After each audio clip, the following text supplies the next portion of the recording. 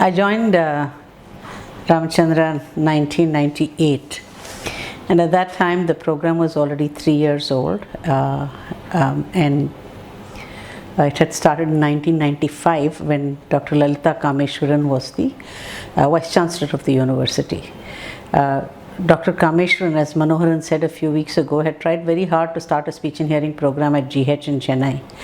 And so when Ramachandra became a deemed university and started new courses, this was one of the first new courses they started. So when I joined, the first batch were almost passing out, about I think 3 or 4 months passing out. As I joined in 1998, the first thing we had to face was an inspection, and we had 2 terrifying inspectors, good friends of ours, but we thought very tough, Rangasai and Asha Etiraj. They were our first inspectors. Anyway, we crossed that bridge. We went on, and we had very few staff. And at that time, looking back, we were thinking, what is it that we really needed to do?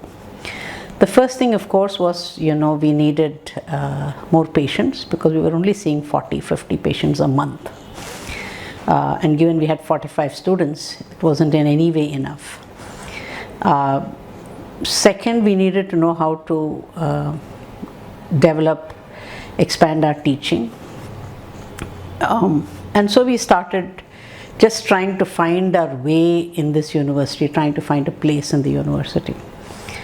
I knew at that time there were 4 things that we really wanted to do. We needed to have an academic program that was suited to a medical setup. So we needed to use all resources of the university.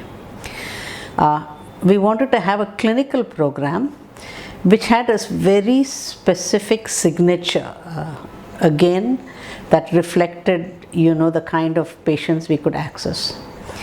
Third, we wanted to develop a research program that would answer some of our immediate needs, clinical needs. And fourth, we have to look at ways in which we would reach the unreached. So these were the 4 pillars around which we began working, structuring the work in our department. As I mentioned earlier, we were under the Department of ENT. So one of the first things I asked Dr. Partsarathy was, sir, if physiotherapy can be a faculty, why can't speech and hearing be a faculty? He just said, no, you're under the Faculty of Allied Health Sciences. This is a new faculty. This is where you're going to be. Then I asked, why do we need to be under ENT? Why can we not be an independent department? And then he said, well, my concern is you won't get any patients, my dear. And I was kind of wondering, but it struck me, yes, any patients who came to us had to come through ENT, had to be referred through ENT. So I asked him, so if we are able to show you that we are able to get patients from elsewhere, will you then consider us as an independent department? He said, you're still getting there. You do your work and we'll see. So for 6-8 months, we worked very hard. And by that time, we all had great contacts in the community. So in about 6-8 months, we were able to show that whatever little caseload we had, maybe from 60 had become 100 or 150, we were able to attract 60% of our patients from outside. And that, was quite something, because the university began to see that we could get our own patients. Even though I must say Dr. Lakshmanan was, extremely supportive. He used to allow us to do, almost anything, as long as he was just kept informed, it didn't matter. So about 6 months after I joined, this was in September, we decided that we need to have a program where the university knows what we are doing. So I remember we organized our very first continuing education program, and I was delighted to have Dr. Nikam come in. She was Director Aish at that time. So she came in as our chief guest, and I was so thrilled, to be able to show her, our little department, but it gave us a very nice feeling to have the first big speech and hearing visitor to our program.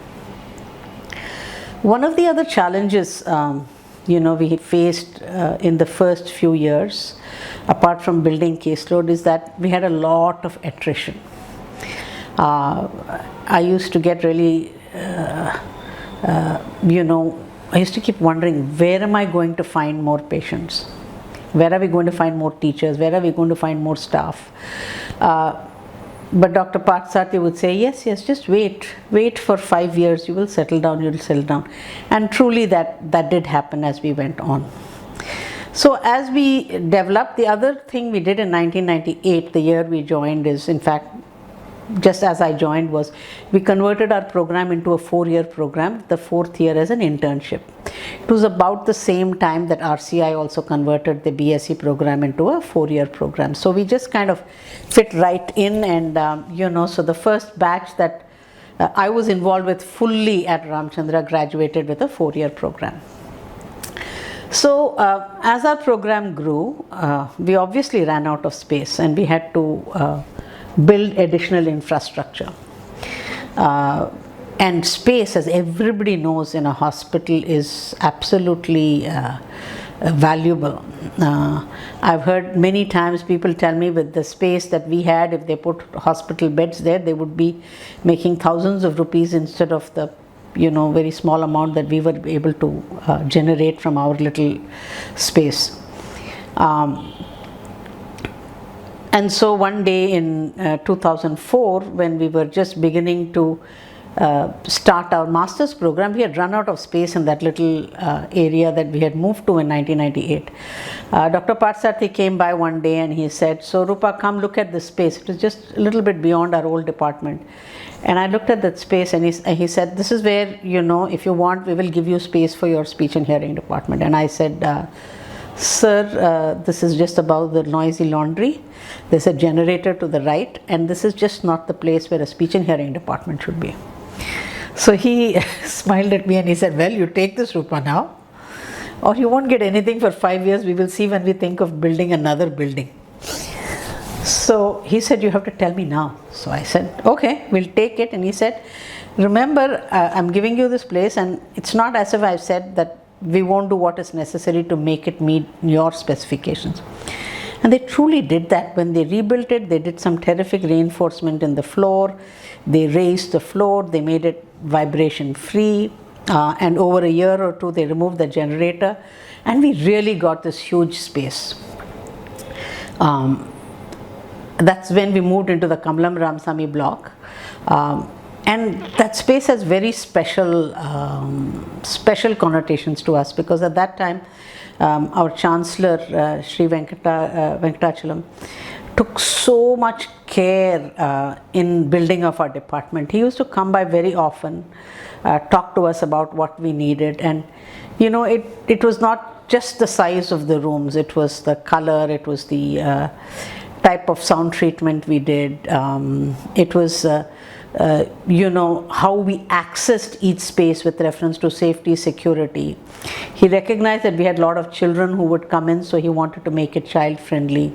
He did many things for us, and the number of times he's come by and ensured that we got everything from a computer to a water water dispenser.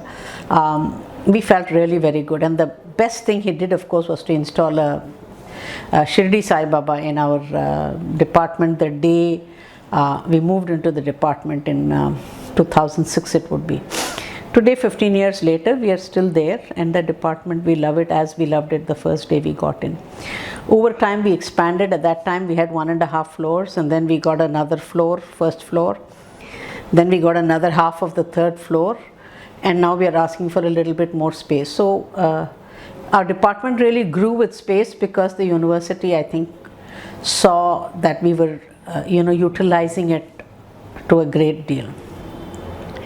But as we were building our department, we went from a undergrad program to 2004 we started a postgraduate program. We did everything very slowly. We didn't rush into any programs. We ensured that we had the necessary equipment, we had the necessary people in space. Most important, we developed our clinics. And then, of course, in 2017, we started the specialization program, which we had thought about a lot, but we just felt we didn't have the necessary people in place to offer this bifurcation program. But we really enjoyed that planning. When we think back about what we did over so many years, some things really stand out to me. One was that every milestone we had, we made something out of it. We didn't allow any milestone without a follow-up, without something building on it. It could have been as simple as starting our newborn hearing screening program, which Dr. Binu, who was a neonatologist who came back from UK, wanted to start because he started the NICU and he wanted a neonatal hearing screening program, which he was very familiar with in UK. So when we started the NHS program, we not only ensured it met the quality standards, but that program then grew on one side into our child development program, because we were following up children who grew out of our graduates of our NICU into the Karthikeyan Child Development Unit. On the other side, we were identifying children and doing early identification of hearing loss, and then grew the cochlear implant program out of it. So we had many things that came out on the research side too, other things happened. But we learned one thing, which is challenging for almost anybody. Why read? I have no earthly idea. Life is not a genre. Why should a book be? A heartfelt and bittersweet romance, S.K. Radhakrishnan's I Have No Earthly Idea, will make you rejoice and grieve with its earnest, charming hero and leave you with a lingering smile. A novel filled with characters from professions seldom portrayed in novels and movies, such as physician assistants, physical therapists, speech pathologists, and occupational therapists, captures a sense of realism and adds authenticity to this romance in the medical setting. It is a captivating read and will keep you engaged and will broaden your cultural perspective. It will open your mind to love, romance, comedy, heartbreak, and diversity. S.K. Radhakrishnan does an excellent job in highlighting how cross-cultural semantics play into our daily lives. This is a must-read. Grab yourself a copy today and find out more.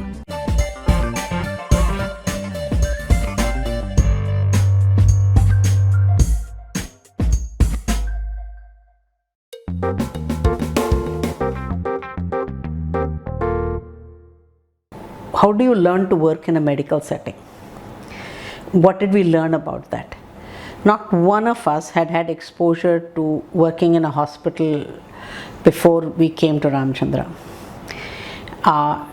And we had many experiences where people who we were working with didn't know what we could do. So it was a two-way issue. But we learned some things about working in a medical center that even today, we are very aware of and we are very careful about. One thing you learn in a big private hospital, that of course the patient is king, but the patient belongs to the consultant who refers them to you, unless the patient comes to you directly. So it's really the onus upon you is to do what the consultant asks you to do, not more, not less, and to be able to justify why you want to do anything more before you actually go ahead and do it.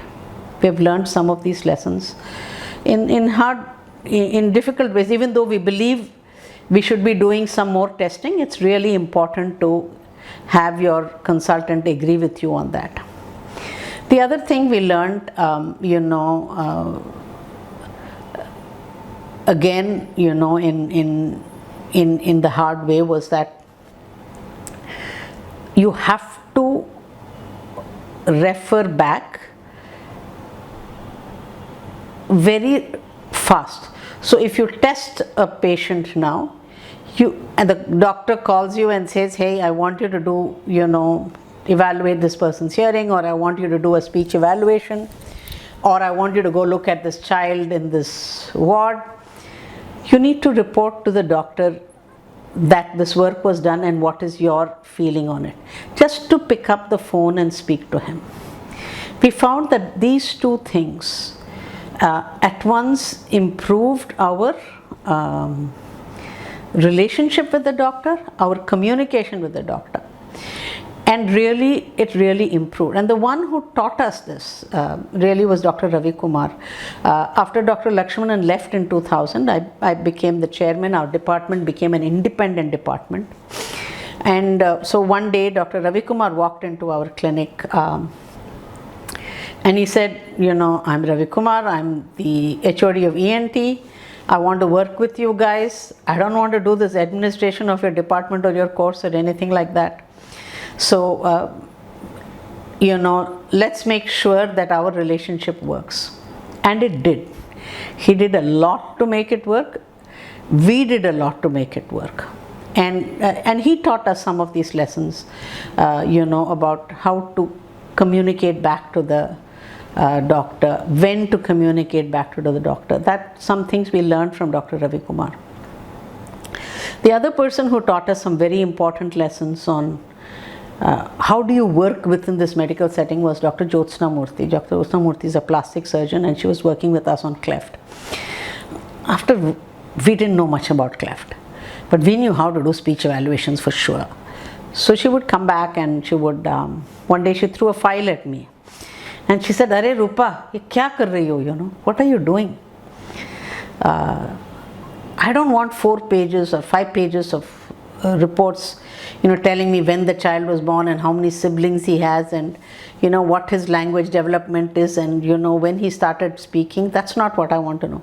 I want you to tell me what to do with this child. Will you be able to help him with therapy? Should I be able to do surgery? Should we defer surgery? Should we do surgery now? That's what I want to know." At that point, we understood that we were not communicating with our doctors. And that was a very important lesson we learned, that how we need to know, we need to listen to the question that they are trying to ask. And the moment we learned that with Dr. Ravi Kumar and Dr. Jyotsna and Dr. Binu, then all our care became client focused. We began to talk about the child, or what we could do for the child, what we could do for that particular adult. And that's where we learned to communicate. And I hope that, you know, we are communicating that very clearly to our students. And then as we began to work with, you know, Cleft and ENT, we began to work with cochlear implants. Prakash had finished his PhD in voice, and then our voice program developed. So every program that we began built on to something else. Our voice program, you know, even though it started with a PhD program, it became a very fine voice clinic where the ENT and the speech pathologist would work together doing stroboscopy and making joint decisions. And then, you know, we had an academic program, the voice updates. We had the voice culturals, which was an intercollegiate program for you know, students on theme related to voice. So that program just, you know, took off. So we did, you know, anybody went for training, and I learned this from you know, Dr. Ashay Tiraj and Dr. Vanaja, because in very close quarters, when they went to St. Louis and came back, I think this was in '94 if I'm right, they took whatever they learned from there and they implemented it in Mysore. I saw it at close quarters. I saw how the APD clinic took off, you know, and I saw what all they did with what they learned. So I was pretty sure that was something that we want to emulate. So every time somebody went for training anywhere, they had to come and tell us what to do, and we had to come back and implement it. And I think we did that quite diligently. And even today, if somebody goes for a conference, somebody goes for training, you know, they have to come back and do something.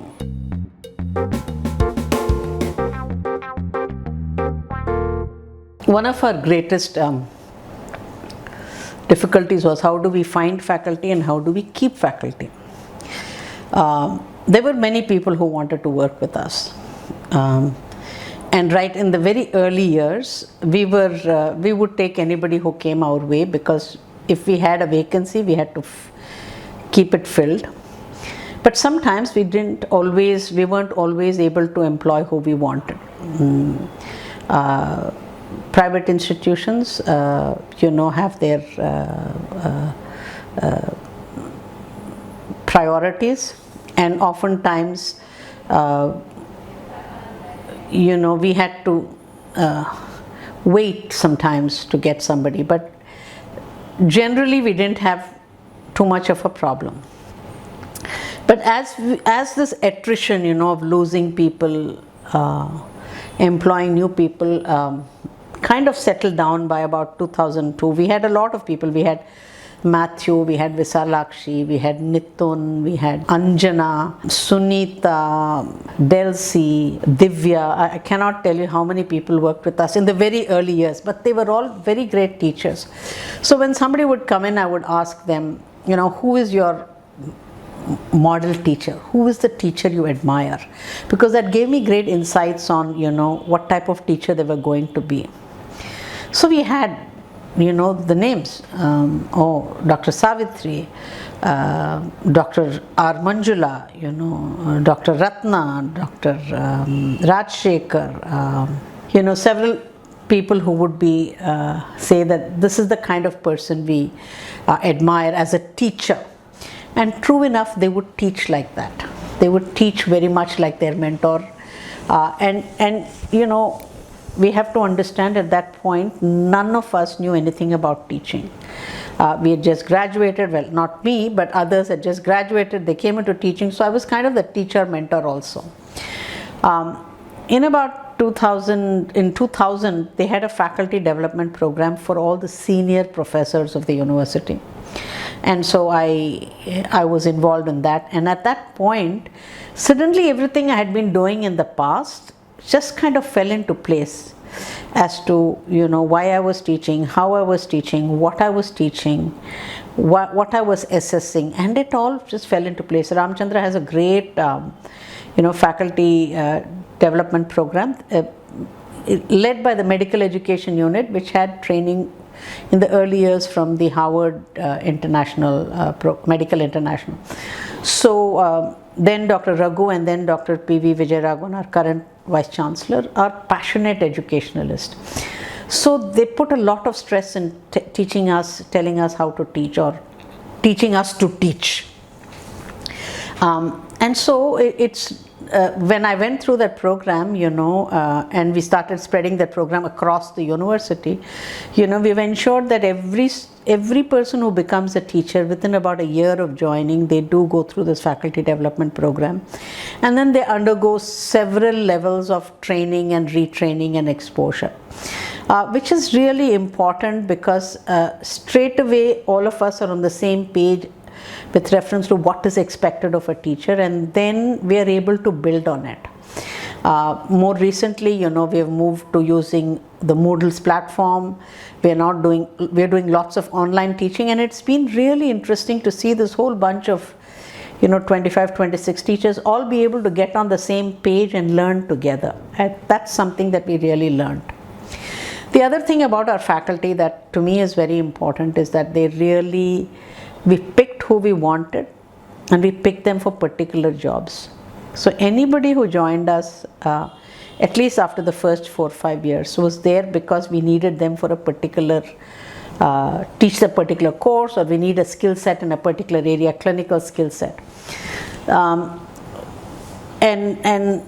we made that work. Although I must say that some people didn't always get what they wanted to teach, and like I still taught auditory physiology and psychophysics, and Prakash's first chapter he taught was audiology. But over time we began to pick people with skill sets, because we really needed some areas for people to fill in, and some people just learned to teach some subjects. We try even now to keep people constantly for 3 years teaching the same subject, because we think it takes 3 years for people to become comfortable teaching a subject. But it doesn't often happen. But we've sometimes waited many years for people to join us. Sometimes we waited many years and people haven't joined us also. Dr. Lakshmi Venkatesh, we waited many years for her to join us because we were looking for a particular skill set from her. When we were looking for some people with work in adult neuro disorders, we waited till we could find the right person for it. So our faculty really, learned to work together. And the other thing, we made sure our faculty had not only faculty development and training, not only the opportunity to teach what they like to teach, but also develop the clinics that they like to develop. We also gave everybody an opportunity for leadership. That I felt was very important. Something that I'd learned, from my early days at Aish, where we would do everything. So everybody had a chance at some form of leadership. Be it you were in charge of a class or a clinic or a lab, or you were an undergrad coordinator. There were enough opportunities in our department for everybody to do something really well administratively, bring their own skill sets to it and be creative about it. They did very well. And today our faculty, are serve in important positions. We serve on many committees. Subramaniam is on the library committee. Perumal works with the alumni committee. Ganapati works with the grievance committee. Lakshmi is the assistant dean. Many of us serve on many different committees at the university level, and I think that that's a sign of recognition within the university of the leadership qualities that our own staff have.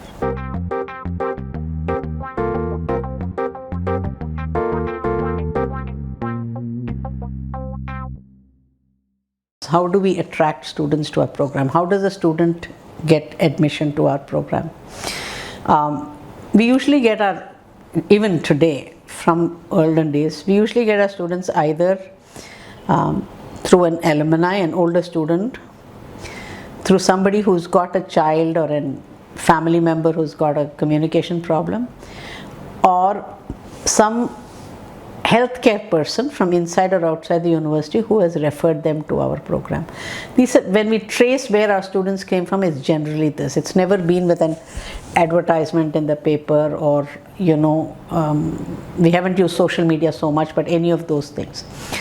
But generally there is an entrance exam for both the undergrad and the postgrad.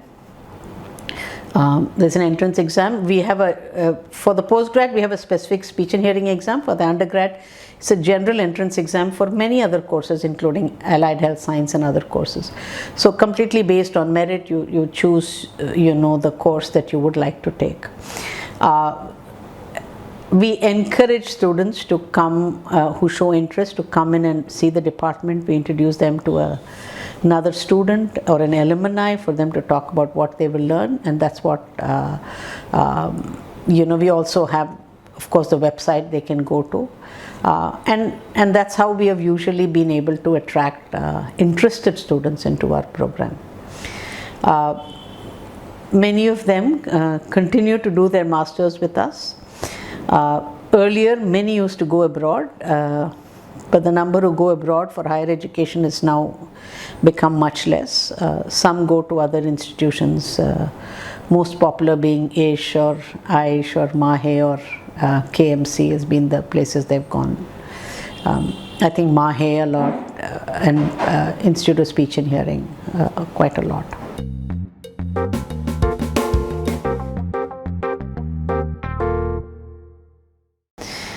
I was a student member of Isha, then I became a life member of Isha, and I used to attend conferences, not as frequently as some of the others. You see PJ Kumar and Dr. Ratana, Manohar and Narendran and all, they go to every year conference. It's so fantastic they do that, that commitment to make to the conference every year.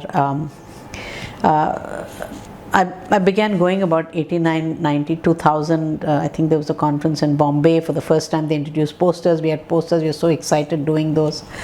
But I think the only really significant thing I did with reference to Isha was in 2002. or 3, I was in charge of the scientific committee. I was editor of the JISHA, and I was in charge of the scientific committee, and I caused a lot of grief to myself and to other people when we set these very strict limits of when we would accept a paper and what template we would accept the paper in. Many people's papers were rejected because they didn't make it in time or they didn't follow the template. But I got a lot of bad reviews for that. But in the end, even as I see now, that October 31st date, which used to be kind of sacrosanct for Isha paper submission, became the rule, and people began to fall into line. So if at all anything I have done, was to help that process through. I was honored to receive the Ratana Oration Award at the Calicut conference, and it was an honor to really do that oration. I was president of Isha. I was president of Isha at a time where we were going through a lot of transition. At that time, Shiv Shankar, Goswami, Kalyani, among others, were doing some tremendous work on Isha, tremendous work. And I was really just a part of it. I wish I could say I had achieved more with Isha. I probably did not. But as a department, we took every opportunity to present in Isha, and we've done many presentations in voice, in Cleft. We ran pre-conference workshops. We did panels on teleaudiology. We've done. We did a program on apps in 2015, I think, in Mumbai. Recently, Lakshmi spoke in the Bangalore conference on our child development unit. So we, as a department, we've been active. Personally, I don't think I have done as much for Isha as some of the others have really done.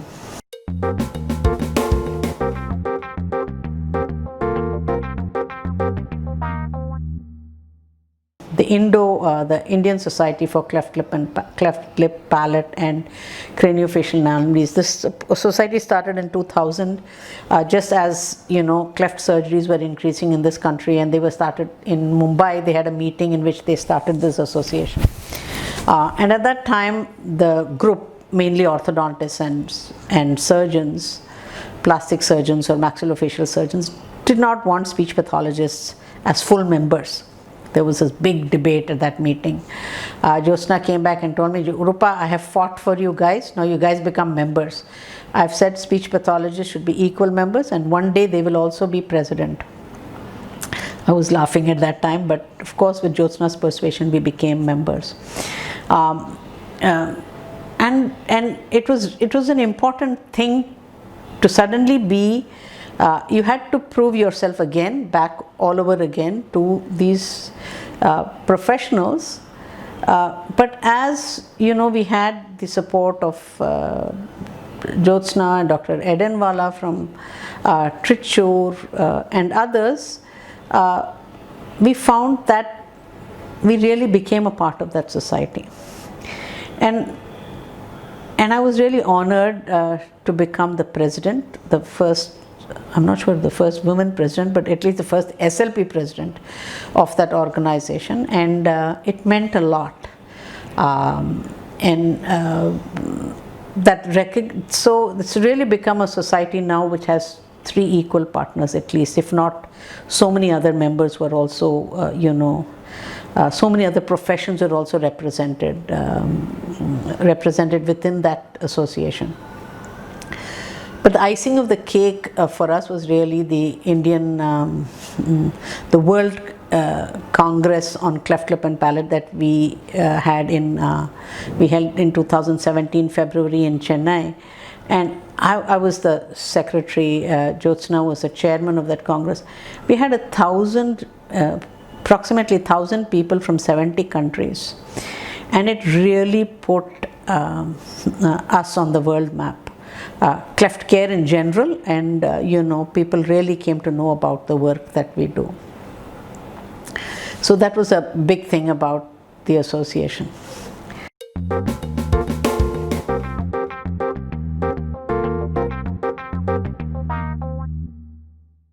While we started off with academics and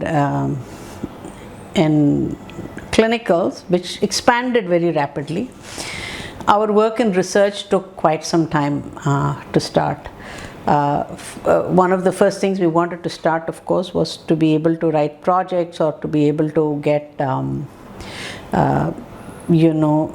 little research projects out of the way. When we started the master's program, the dissertations came by.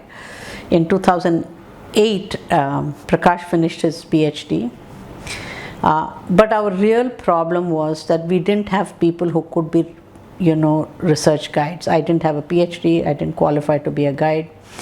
And so we had to look outside of ourselves for guides. So Rajshekhar chipped in, Dr. Ravi Kumar took on, Dr. Selva Kumar, who was a neurosurgeon but interested in telemedicine, took on.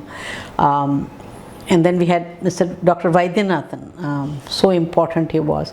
He took on. So all of these people, Kalyani Manke, Vanaja, Radish, Jayashri Bhatt, Asha Yatiraj, Vanaja, so many people have, helped provide that guidance for our PhD scholars. So our PhD program really didn't take on till I would say around 2007 or 8, when Dr. Vaidyanathan started taking our PhD students. Now we have a very robust program. We have 14 scholars on the roll, and the university's research program also took its own path 2007 or 8, when Dr. S.P. Tyagarajan joined. And so from that, the interest in research took on. Then of course it became mandatory for faculty to get PhDs, and therefore our work, people registered, the work began. At the same time we were writing projects. So we've really had 2 or 3 major projects. There's one project in 2010 we started on a teleaudiology project. Later we did a project with the DST on a follow-up of children with low birth weight children under Dr. Lakshmi's guidance. Then we have a project on autism and artificial intelligence, because Dr. Vidya now has another huge research project on tele processes, but to provide both speech language hearing screening, identification, intervention out in the community. So mainly because I think the university began to focus a lot about research and created a research vertical, we also got interested. And we still have long ways to go in research, but I think we are getting there as we are getting better at writing projects and getting approvals. There are 3 things that I was very passionate about. One was the newborn hearing screening program, our child development program, and our tele services. Our tele services, I have been fascinated with tele practice for a long time, since I met Dr. Selva Kumar and he was demonstrating what they could do with tele. The first time, some people who are watching this may actually recall that in our Isha conference in Chennai 2002, I think, or 3, I can't remember which year, we actually did a demonstration. Rajshekhar actually did a consult with Subbarayan, a person who was a laryngectomy. That was our first exposure. Then in 2006, when we were working in Cleft, we had an international web conference between Loma Linda University and Ramachandra. We had Dr. Sprinzen, Nancy Scherer, Linda D'Antonio, Dr. Risky, and Karen Golder Krishner at that end, and then we had Jyotsna and others at this end, and we had a joint conference. So that was our next experience with tele. And then we had, the project that we did at the communities with an ICMR project, where we covered 90 villages, having community workers screen and doing diagnostic ABRs, which was also part of Vidya's doctoral dissertation. Then we went on to do some work in Tirupur, looking at doing screening at school entry level for both audio, hearing and speech.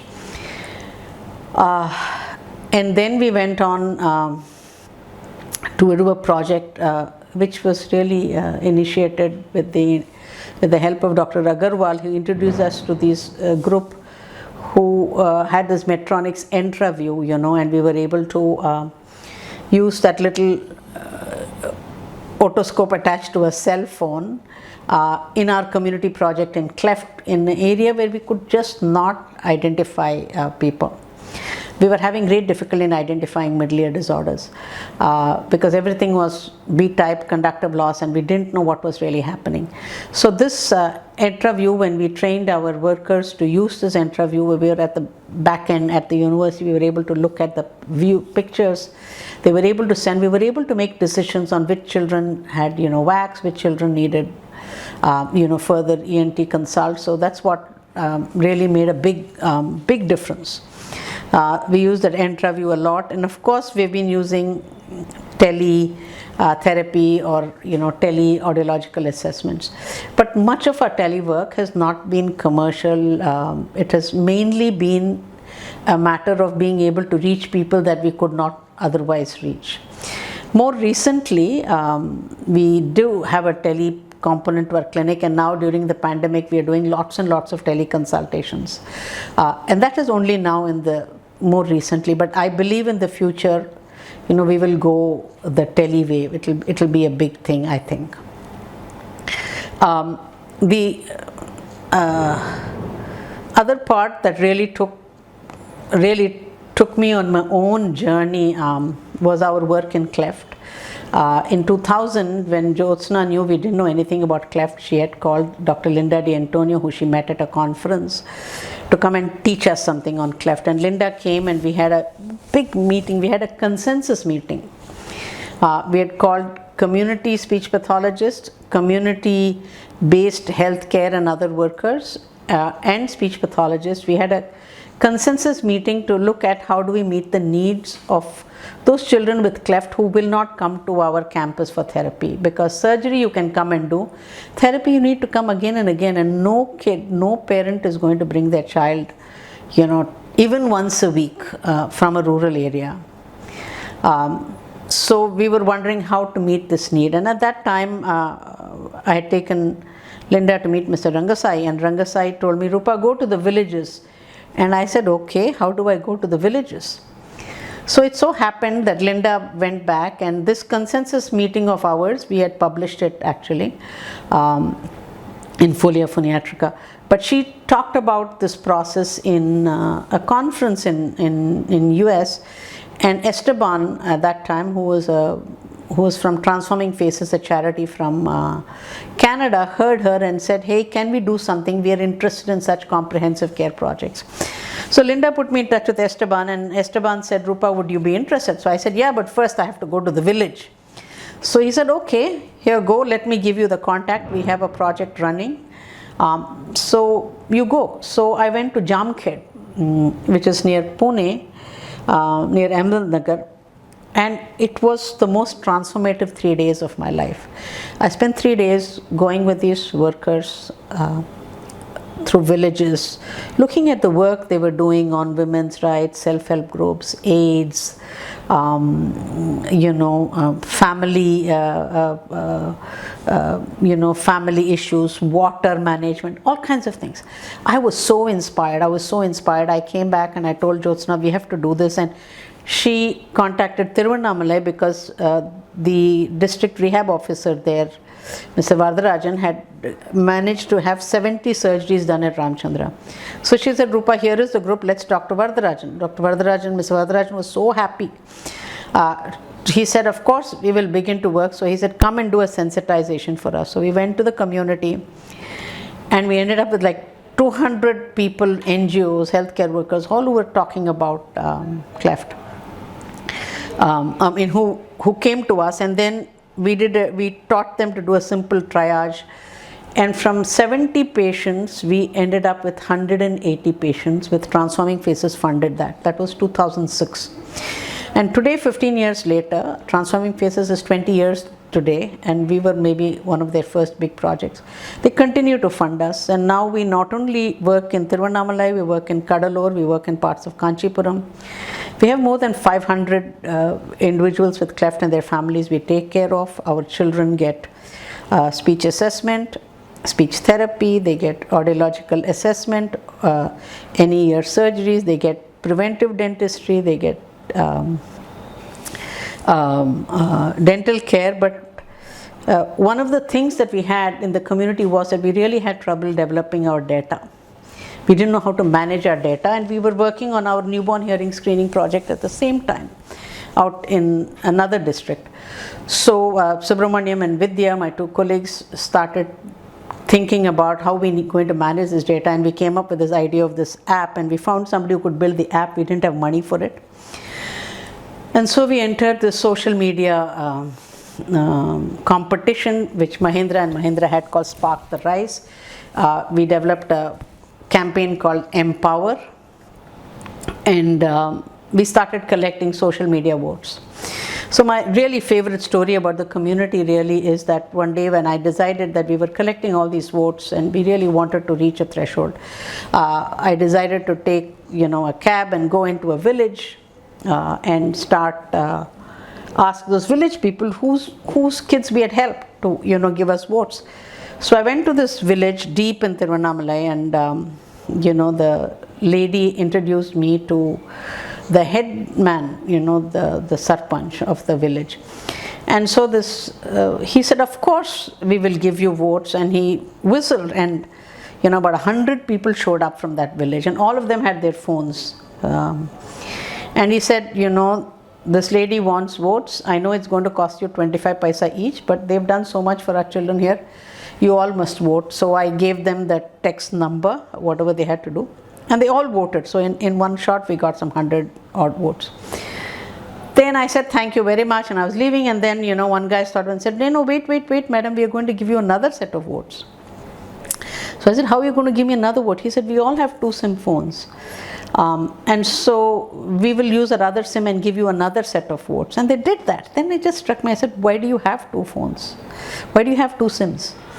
So he said, no, this Vodafone is for this side of the field and Airtel is for that side of the field. And I was just blown away to think that, this was not something I imagined, that somebody out in the community will want to be so connected, and how they were able to use even a simple phone to remain connected. And these were the same guys who, when they called us, will give us a missed call. They won't spend that little money to call us to ask a question. But, they had phones with 2 SIMs. So that was a big learning for me about how technology was connecting all of us together, and how I think in the future it will. Now our program is 25 years old. We just celebrated our 25th anniversary. We've come a long way. We have more than 700 graduates. We have 300 students currently, so about 1,000 students who have passed through our ranks. They're doing really well, and they bring, joy to us. 3 years ago, I superannuated, and at that time, I was given the job of academic officer in the university. Though I continue as chairman now, Prakash is the HOD. My work predominantly today revolves around managing the Ramachandra's PhD program, about 350 odd students, and then helping with curriculum development and managing all the boards of studies. So it's a whole lot of admin work. But developing the PhD program has, kind of for me going back in a circle as to what I really wanted to do. At one time, I'm able to facilitate this process for so many students at this point of time. So that's something that, I feel very good. But I still remain connected with my department. I'm still teaching. I still do some dissertation, and I help, in the clinics. I help with the envisioning. But, looking back over 23 years, I feel I feel satisfied. I feel we have got faculty who have developed well, who have got skill sets, who are leaders in their own right, not just one or two, but all of them are leaders in their own right. We have a program that is developing as the university is galloping towards excellence. Our program academically is developing really well, and we are really on the verge of taking off as far as research goes. So I have this real sense of satisfaction of what we have done, and I have just such great faith in the leadership that we have now with Prakash and the rest of the faculty. At one time I was the eldest in the department other than Dr. Vaidyanathan, so there was a good age gap between me and the next people. But today all of them are almost about the same age, but they're all such passionate people that I think we are in the right place and we are going in the right direction.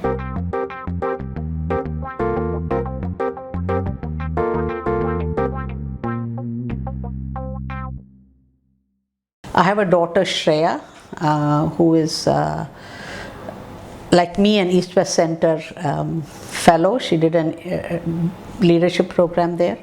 She's a Fulbright fellow and she's an arts development consultant. She runs her own company in Chennai. She's married. Her husband, Srinag, who's actually helping me record this session. He's an architectural photographer. I live with my aunt, my chitti, who's been my rock.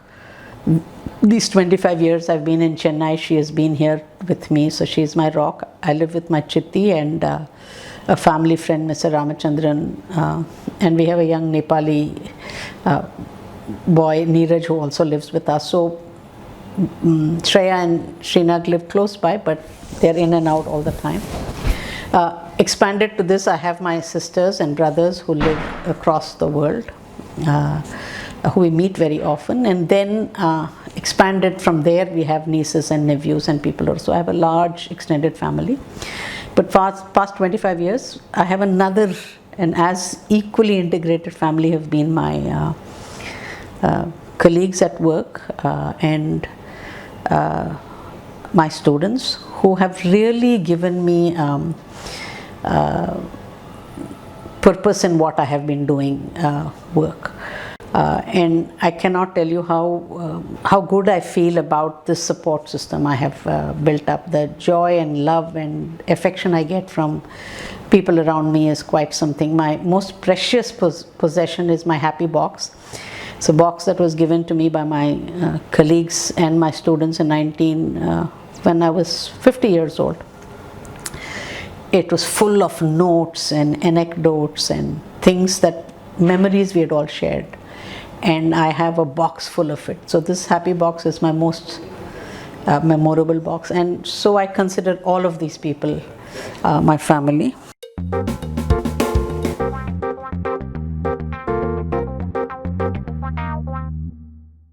I think the future is bright. I think we are going to go into areas like artificial intelligence, technology, genetics, and obviously for most of us, whatever we learned is quite obsolete. So it's, as much as it's important to know what's happening today, it's really important to know what will come in the next few years. We have to really focus on being interdisciplinary. We cannot, speech and hearing is as it is an applied field, so it's really important to know how do you integrate technology, how do you integrate medical health science, how do you integrate all this, and how do you still be who you are, helping people with communication disorders. I do have some, one thing that's really important, and I've used it in my life, and I think I've suggested this to others, is one must have mentors. I have mentors for many different things. One person I've admired and I've used that model in our own department is our current academic advisor but earlier Dean of Faculty is Dr. K.V. Somasundaram. He always had his room open for people to come and talk to him. that open door helped us vent, and it really helped us think and introspect and reflect. I've used KVS Sir's model in my own department, and many of my staff will tell you that just being able to talk, and every year during this annual review, we will have a 1-hour talk with the faculty about what they did, what they want to do, what they did not like about what they're going to do, and what are their hopes and aspirations. That 1 hour, once a year also really makes a difference. So having a mentor is really important. I've had Dr. KVS, Dr. Vijayalakshmi Dhanasekaran, head of our pulmonologist and head of our women's unit, has been a great mentor for me in Ramachandra campus. I've had people, Dr. Nikam has been another mentor, Mrs. Craven has been another mentor. I've also had people who are my mentor friends, as I call them, Kalyani, Asha, Vanaja. Their reflections, their interactions has been very important for me in my process of self-learning and self-development. I think that's really important. Yes, I agree, and I think that Ashanti is your best friend, and Manajanti, and I totally agree with what you're saying. Okay. Hi. Thank you. So I think it's important as we go forward to develop the skill sets of learning to learn, be very open-minded. Our field is going to expand. I think like we're going to have so many types of wearables, not just for AAC, for listening, for monitoring, for so many things. I think there's just a huge spurt of things we will do, but for that our academic programs must meet those needs. And I really truly believe that somewhere we should go back and look at how our program should change to meet the need of the future.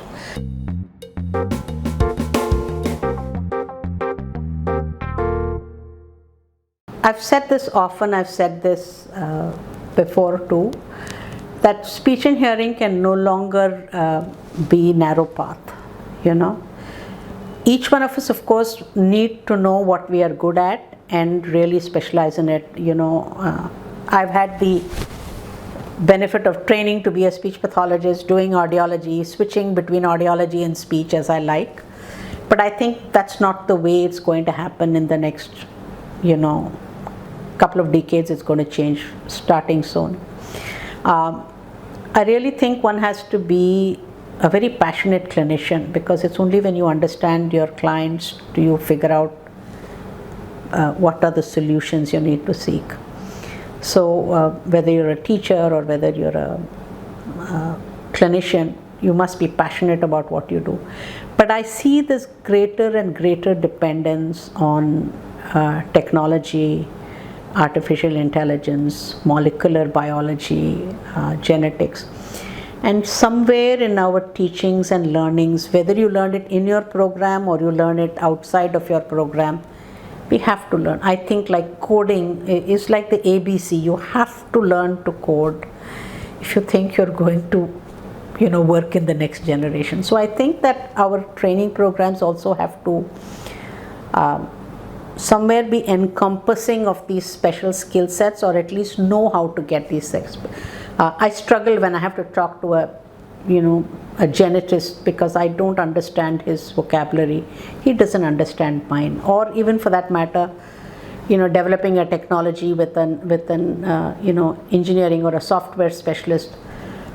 This communication we must learn, that we've learned with medical people, that we have to learn with technology, I think. So I believe that those who have those kinds of backgrounds will do well, and the future is going to be in those areas. I do think we will become, very focused. We will become specialists in small areas, but that's good, going forward, because the quality of service that we will provide to our, clients or patients will be so much better. But at the end of the day, I believe that my heart is still with reaching the unreached. So wherever we can find, and that's going to be the challenge, and those solutions are going to be important as to how are we going to provide services to people who cannot come to our doorstep. And I really look forward to looking at, I see some of the work that's going around the world, and I'm hugely excited by the kinds of things people are trying to do. I think we need to reach that, but for that we need to restructure our academic programs to, develop some of these thought processes, but also, I think our programs give a very great base. I tell my students, what you learn today is obsolete tomorrow. So it's more important for you to learn, keep an open mind, keep on learning. As long as you keep on learning, you will develop. When I left college, there was not even ABR. And today we are doing 100 other than pure tone audiometry, which has remained the same over, 70 years maybe, or 80 years. Everything else we're doing is different, and every one of us have learned. So it's really important to learn. If I ever tell anybody anything, it's just that. If you learn to learn, and that's a lesson I learned from my mother, if you learn to learn, you'll survive. First of all, thanks a lot for inviting me. I know I took a long time, but it feels good to share. And thank you so much, Nandakumar, for doing this. It's a great service in just being able to document, little historical elements of our profession. I think it will be a great archive, and I'm honored actually to be a part of this, and I really want to acknowledge everybody who's shared this journey with me. Many people I haven't mentioned, especially I would like to mention my two very close friends, Asha and Vanaja, who stood with me and helped me through. So I think it's really a great thing. Thank you so much. Yeah.